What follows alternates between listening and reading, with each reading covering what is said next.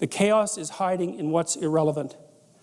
And that's a very interesting observation, because since the chaos is virtually infinite, it's a real question. Where the hell do you put it? Well, you put it in what you ignore.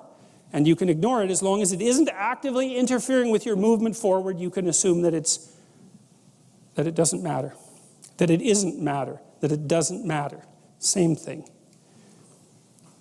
All right, so here's the kicker. There's one more class of things that you can run into along the way. And this is where the chaos breaks through. So let's say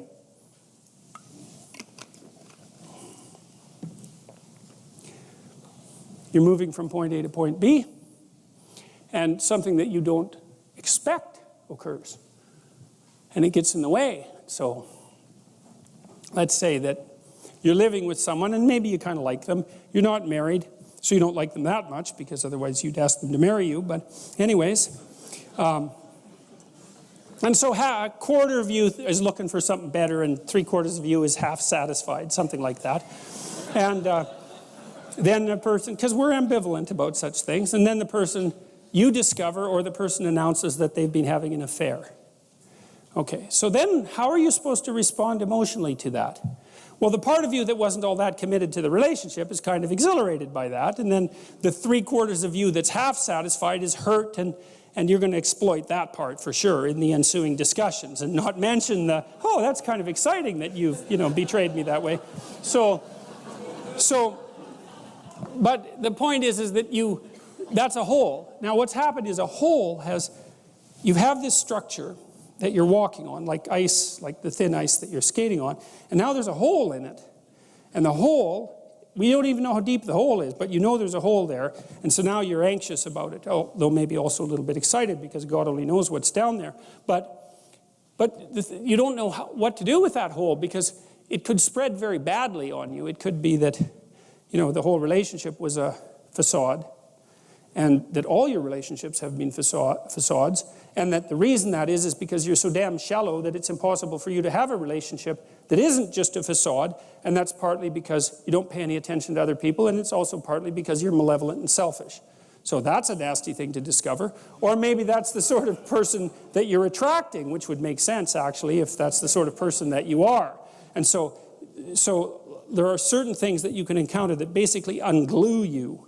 And what happens is that those moments of being unglued travel up that entire hierarchy of presuppositions.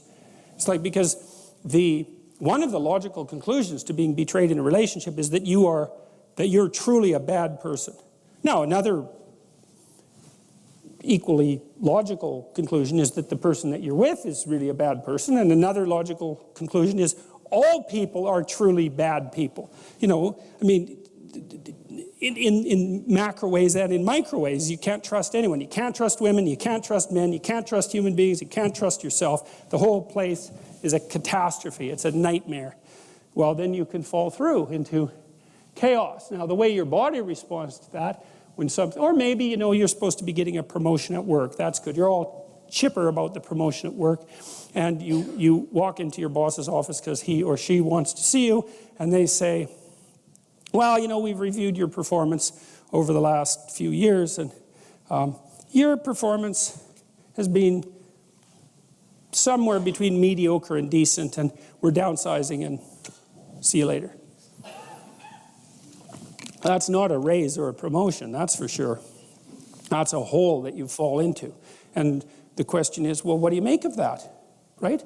How do you frame that? How do you take that emergent chaos and make habitable order out of it? You don't know. Is the whole capitalist system rotten to the core?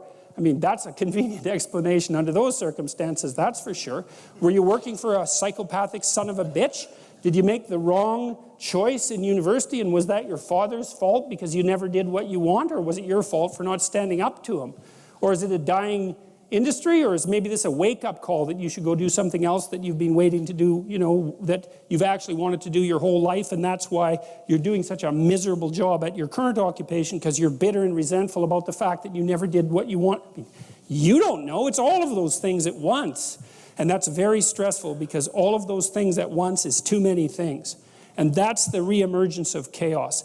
That's the flood That's the return to the beginning of the cosmos. That's another way that it's been represented mythologically. It's that you voyage all the way back to the beginning of the cosmos when there's nothing but undifferentiated chaos. And that's what you're confronting. And maybe it's too much for you. And often it is. I mean, that can be traumatizing. It can hurt your brain. You know, it's just too much for you to bear. But it doesn't matter. You're stuck with it. And so how do you respond to that? Well, some of it is catastrophic negative emotion. You freeze, and that's protective. And maybe you don't even want to move. You don't want to bloody well get out of bed for a week, and that's because your body is reacting as if the bedroom floor is covered with snakes, and the best thing for you to do is just not move, just freeze. Not a pleasant situation to be in, because you're hyper aroused, very, very physiologically demanding, and there's zero about it that's productive, except maybe the snakes won't see you. But they've already seen you, so that isn't helping very well. So you've got all this undifferentiated negative emotion, anxiety, fear, hurt, anger, guilt, shame, emotional pain, the whole plethora of catastrophes.